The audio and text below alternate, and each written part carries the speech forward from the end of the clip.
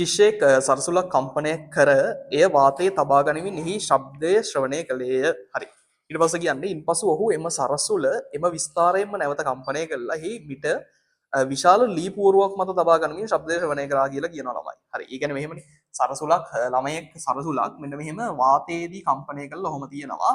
ඒ වගේම තමයි අනිත් වෙලාවේ එයාගේ ඒ සංඛ්‍යාතය, ඒ කියන්නේ ඒ සරසුලම මේ වෙලාවේ කම්පනය කළ වාතයේ තියෙන්නේ. මේ වෙලාවේ මොකද්ද? මෙහෙම ලී පුවරුවක් මත මෙහෙම තියලා තියෙනවා. හරි.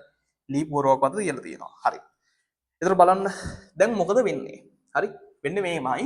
දැන් කොහොමත් මේ අවස්ථා දෙකේදීම සරසුල කම්පණය වෙන්නේ එකම සංඛ්‍යාතයෙන්, එකම සරසුලනේ. එහෙනම් මෙයාගේ සංඛ්‍යාතය සමානයි. හරි.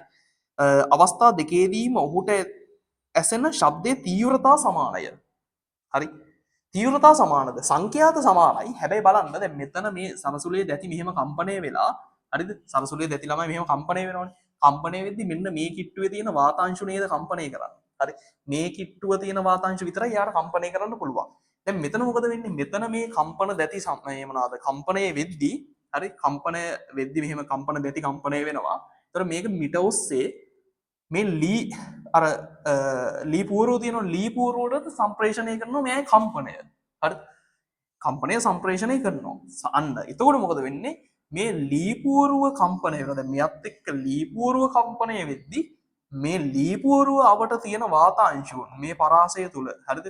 මෙන්න මේ වපසරිය තුල පැවතිලා තියෙන, පැතිරලා තියෙන වාතාංශු සියල්ල කම්පණය වෙනව නේද? තේරුණාද?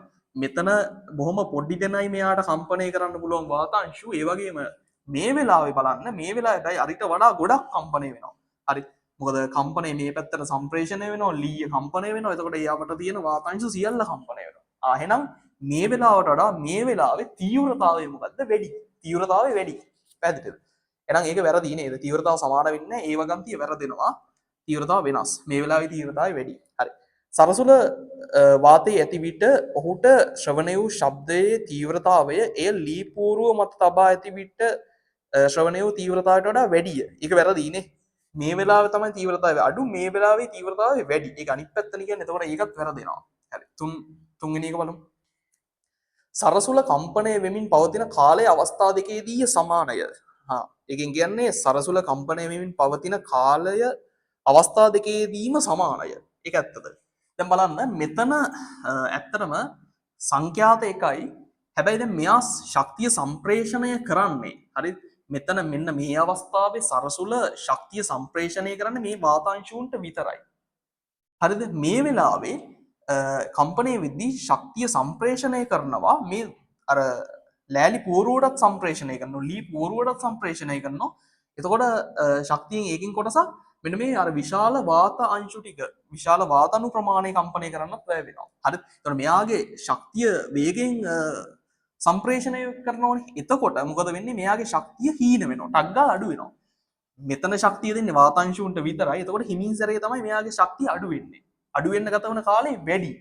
මේ වෙලාවේ වේගෙන් සම්ප්‍රේෂණය කරන හින්දා ටට්ටක් ගාලා ශක්තිය අයින් වෙනවා. හරිද? මොකද මේ වාතාංශුන්ටත් දෙන්න ඕනේ, මේ ලෑල්ලටත් දෙන්න ඕනේ. එතකොට මෙයාගේ වේගෙන් ශක්තිය හානි වෙනවා. මෙතන අඩු කාලයක් තුල තමයි ඒ කියන්නේ මෙතන ටක් ගාලා ශක්තිය හානි වෙනවා. හරි?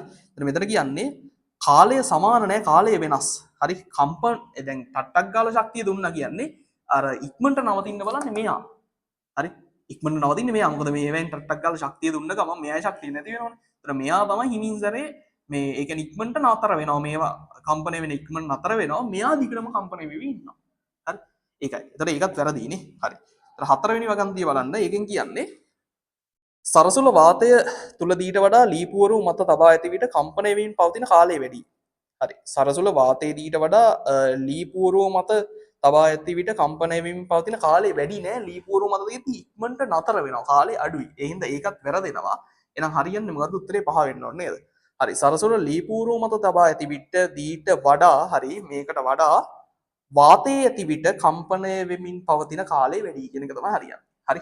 මේ වෙලාවේ ගොඩක් වෙලා කම්පණය වෙනවා. කාලය වැඩි. හැබැයි තීව්‍රතාවය අඩුයි.